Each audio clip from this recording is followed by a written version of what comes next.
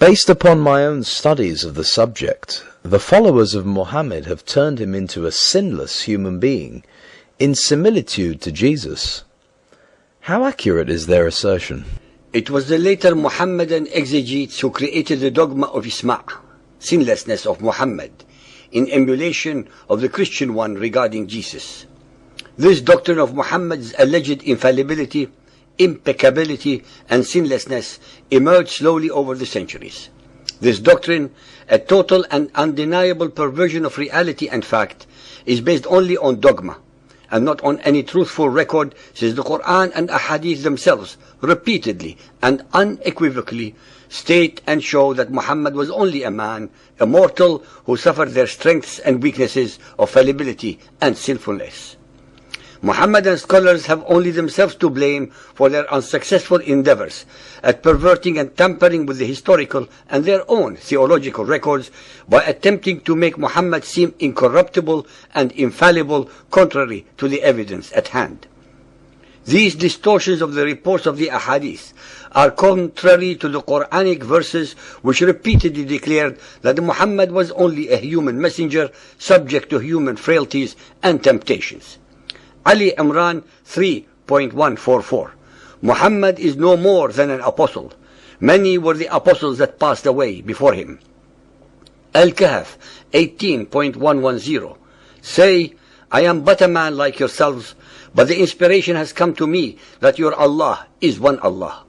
This verse shows clearly that Allah was already known as a God of the pagan Arabs long before Muhammad and his Quran.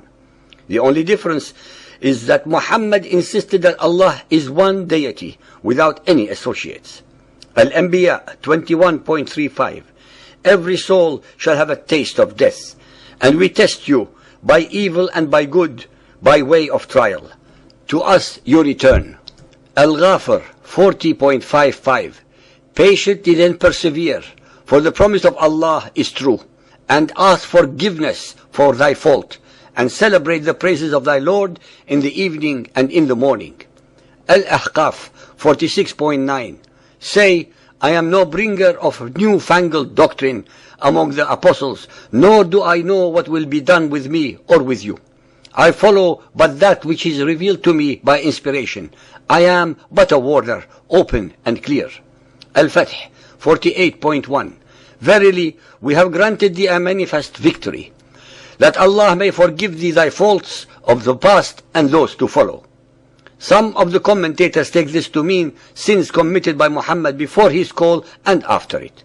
Others refer to the word to the liaison with the Coptic handmaiden Mary and to his marriage with Zainab, the wife of his adopted son Zayd.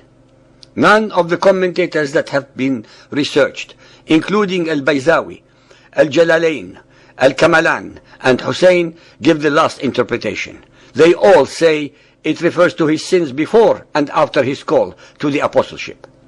The hadiths are replete with sayings and stories that show Muhammad being as sinful as any other human being with similar weaknesses and strengths.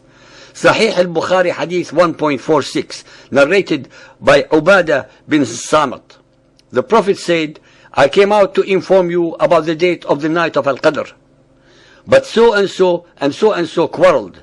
Its knowledge was taken away. I forgot it. And maybe it was better for you. Now look for it in the 7th, the 9th, and the 5th of the last 10 nights of the month of Ramadan. Muhammad, allegedly the greatest of the prophets, forgot the date of the most momentous instance of his life, the night when the first verse of the Quran was allegedly revealed to him by the angel Gabriel. Sahih Bukhari Hadith 1.394, narrated by Abdullah. The Prophet turned his face to us and said, if there had been anything changed in the prayer, surely I would have informed you. But I am a human being like you, and liable to forget like you. So if I forget, remind me. Sahih Bukhari Hadith 8.388, narrated by Aisha. The prophets used to say, O Allah, I seek refuge with you from the affliction of the fire, the punishment of the fire, the affliction of the grave, the punishment of the grave, and the evil of the affliction of poverty, and cleanse my heart from all sins. Sahih Muslim Hadith 328, narrated by Abu Hurairah. The Messenger of Allah said, I found myself in Hijr and the Quraysh were asking me about my night journey. I was asked about things pertaining to Bayt al-Maqdis, which I could not preserve in my mind. I was very much vexed, so vexed as I had never been before. Then Allah raised it, Bayt al-Maqdis, before my eyes. I looked towards it, and I gave them the information about whatever they questioned me. Yet again, Muhammad, the alleged greatest of all the previous prophets, who had only hours earlier just returned from his night mythical journey, already forgot what the Temple of Solomon looked like, although he had just declared that he had led all the other prophets in prayers there a few hours earlier. Moreover, the listener should be made aware that in the days of Muhammad there was no Temple of Solomon in existence, since it had already been destroyed by the Romans 550 years earlier. Muhammad was blatantly deceiving and lying to his followers. Sunan Abu Dawood Hadith 5036, narrated by Abu al-Azhar al-Anamari. When the Apostle of Allah went to his bed at night, he would say, "O Allah, forgive me my sin. Drive away my devil, free me from my responsibility, and place me in the highest assembly." Sunan Abu Dawood Hadith 5043, narrated by Aisha al-Mu'minin. When the Apostle of Allah awoke at night, he said, "There is no God but thou, glory be to thee. O Allah, I ask thy pardon for my sin, and I ask thee for thy mercy." Al-Tabari 6.75, Messenger, how did you first know with absolute certainty that you were a prophet? He replied, 2 angels came to me while I was somewhere in Mecca. One angel said, "Open his breast and take out his heart." He opened my chest and heart, removing the pollution of Satan and a clot of blood, and threw them away.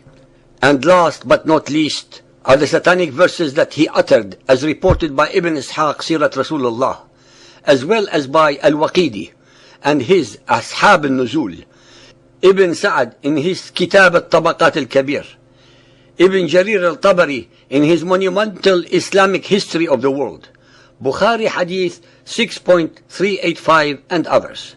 Originally, the Quran followed Al-Najm 53:19. Have you seen Lat and Uzza and another, the third goddess Manat? These are the exalted cranes, Gharaniq, intermediaries, whose intercession is to be hoped for. These verses were later abrogated and edited out and replaced with 53.21. What? For you the male sex and for him the female? Behold, such would be indeed a division most unfair.